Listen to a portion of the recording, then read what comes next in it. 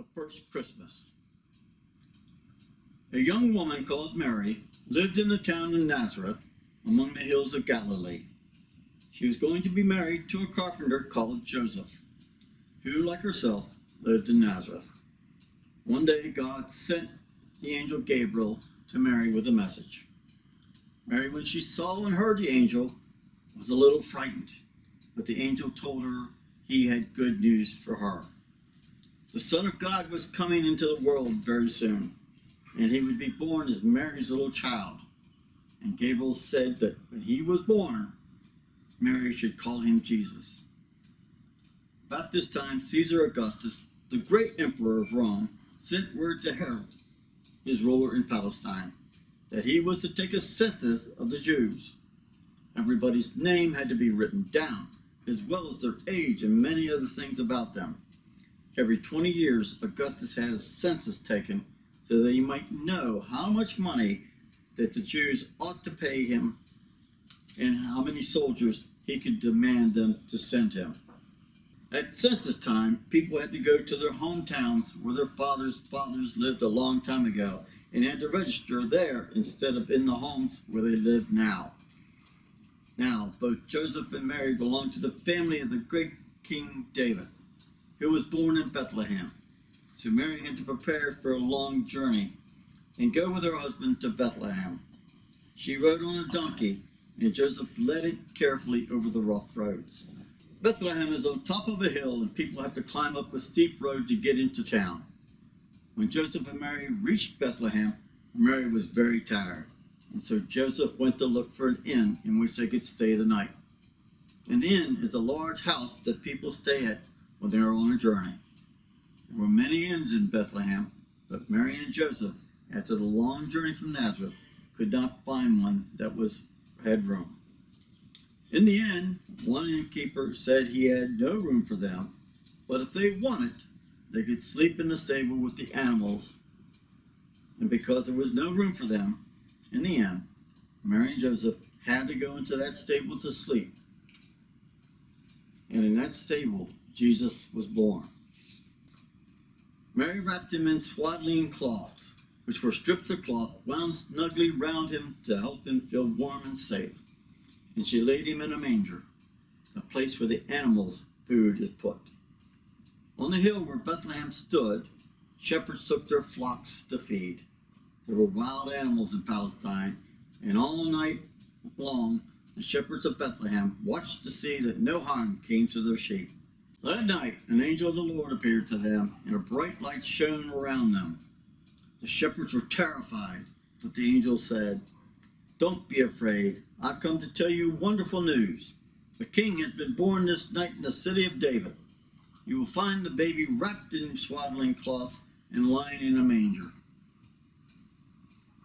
And then the sky was filled with a wonderful light, and the angels singing, "Glory to God in the highest, and on earth peace, goodwill towards men." When the light faded, the song ended, and the angels returned to heaven. The shepherds climbed quickly over the hillside to Bethlehem, and there in the stable near the inn, they found Mary and Joseph and the baby lying in the manger, as the angels had said. Jesus had some other visitors too. A long way on the eastern side of the River Jordan, there were countries where people used to watch the sun and the moon and the stars very carefully. If they saw anything new and strange in the heavens, they thought it meant that something wonderful was going to happen on earth. One day these wise men saw a bright star that they had never seen before, and as they looked at it, they felt sure that its message was that a great king of the Jews had been born in Judea, a person they called the Christ. So they took expensive gifts of gold and sweet-smelling stuff.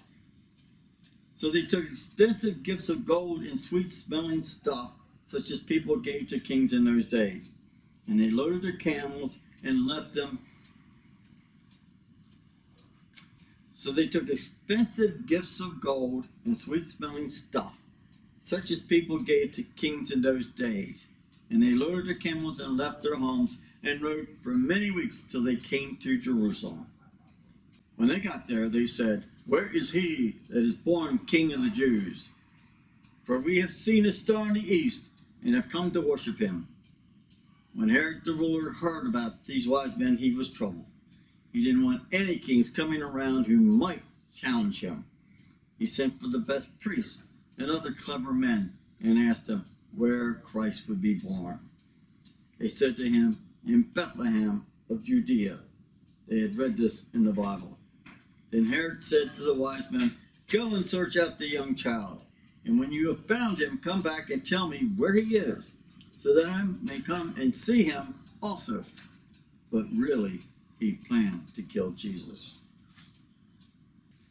The wise men agreed, and then they went away to Bethlehem. The bright star led them until it stopped above the place where the baby Jesus was. When they came into the house, there was room in the inn now.